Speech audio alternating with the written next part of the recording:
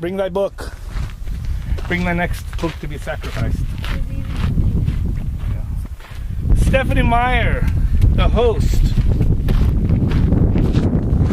See this crap?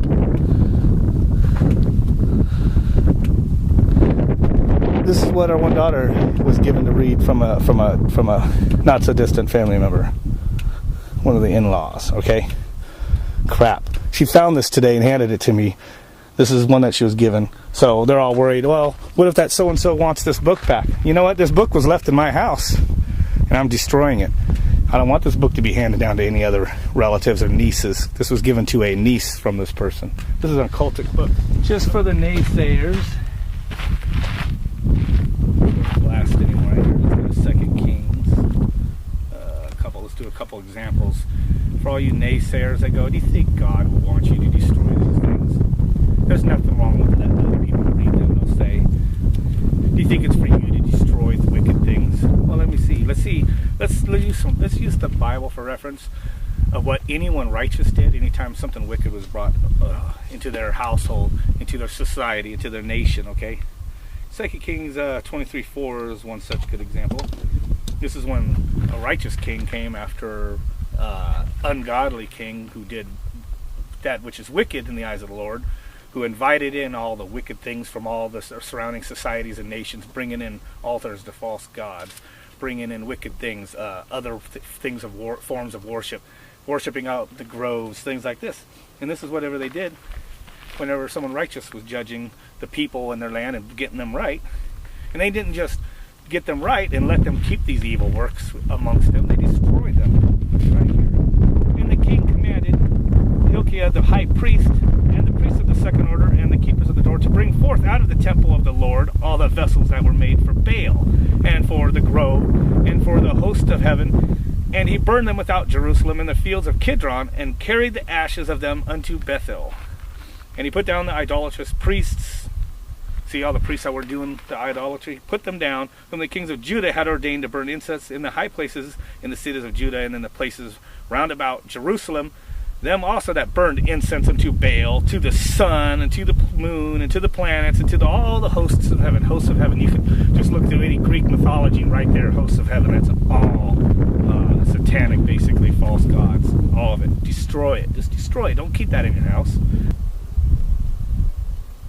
And here, and further, here's verse 6, same chapter. And he brought out the grove from the house of the Lord without Jerusalem unto the brook Kidron, and burned it at the brook Kidron, and stamped it small to powder, and cast the powder thereof upon the graves of the children of the people. And then, after he did that, this is just like here, I'm just cast it into this little, brook. This is more like a little wash. Symbolic, right? And he brake down the houses of the Sodomites that were by the house of the Lord, where the women wove hangings for the grove. Now, if you're reading a New World perversion like an NIV, an NLT, any of that crap, it doesn't say breaking down the houses of the Sodomites. It changes the definition. And by the way, the King James defines itself. If you look later, you'll notice that, yes, Sodomites was talking about homosexuals primarily. The Sodomites were going after strange flesh. Okay? A prostitute. Now, that's not the same definition. If you read the NIV, NLT, any of those versions, most of them they all took out the word sodomite. Most of them put in the word male and female prostitute or male and female temple. That's not what sodomite is. It's just their way. Of course, homosexuals had their hand in the New Age perversions directly with the NIV. That we know on record, probably all of them, but on record that they had something to do with the NIV. Of course, they don't want you to know what sodomite was, and that God directly that God directly was talking about male with male and female with female. They don't like you to know that. Further down, in the same chapter, as you keep reading, here's 23:12, and the altars that were on the top of the upper chamber of Ahaz, which the kings of Judah had made.